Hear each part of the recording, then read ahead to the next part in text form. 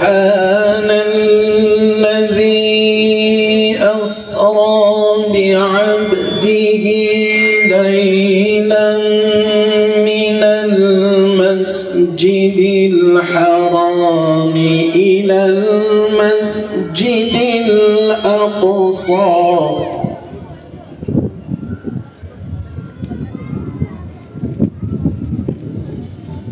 من المسجد الحرام إلى المسجد الأقصى الذي باركنا حوله zulmünü, düzenlerini yıksın inşallah.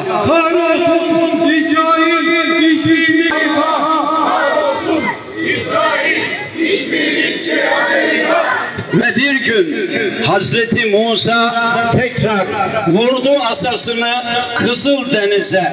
12 kola ayrıldı. Müminler sahile çıktı. Zalimler denizde boğuldu.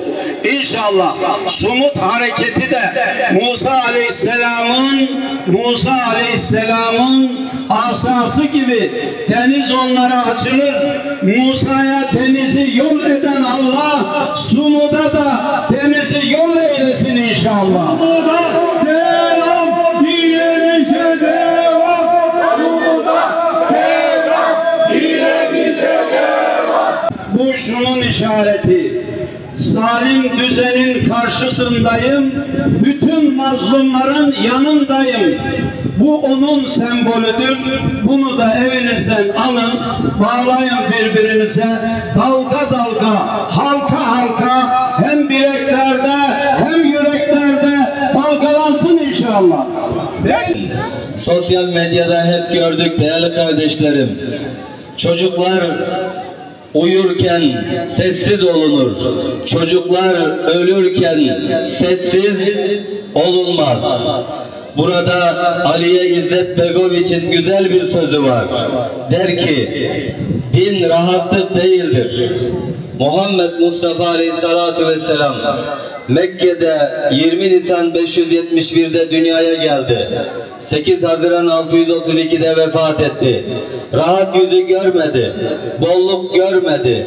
63 yıllık hayatı iman mücadelesiyle, ahlak mücadelesiyle insanı yaşatmak için insanın onuru üzere hareket etti, devam etti. Aliye İzzet Begoviç de diyor ki din rahatlık değildir. Filistin'de, Gazze'de gözyaşı var, katliam var. Kaos var, yıkıntı var, enkaz var. Bir gün değil, 2 gün değil, yıllarca devam eden adeta açık bir cezaevi değerli kardeşlerim. Din diyor. İnsanlara sesleniyorum.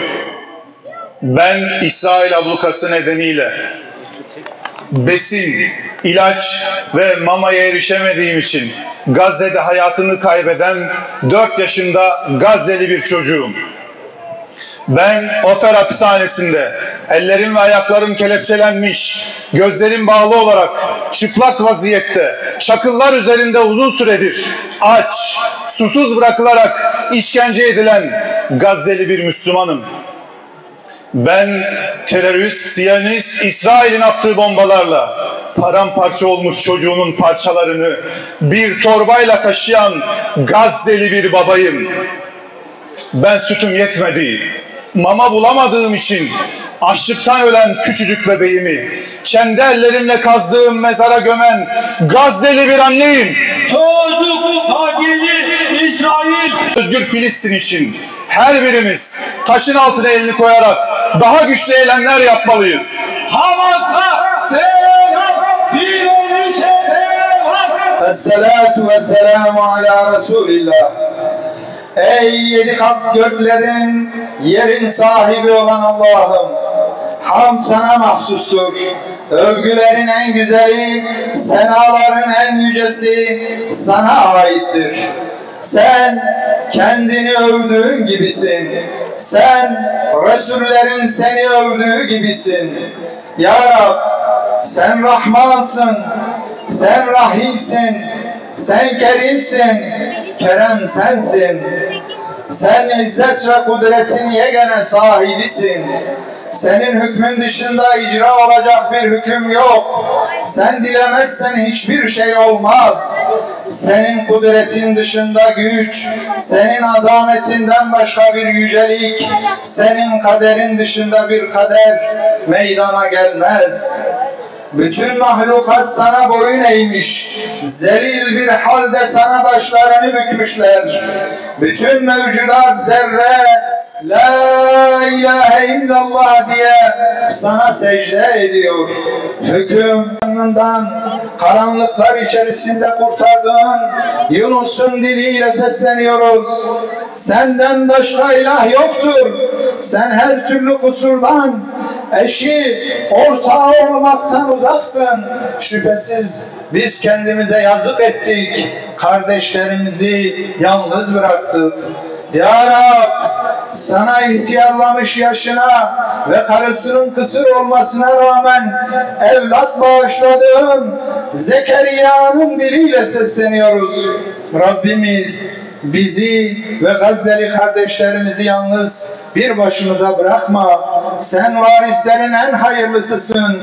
Ey Rabbimiz, bize katından temiz varisler ihsan eyle.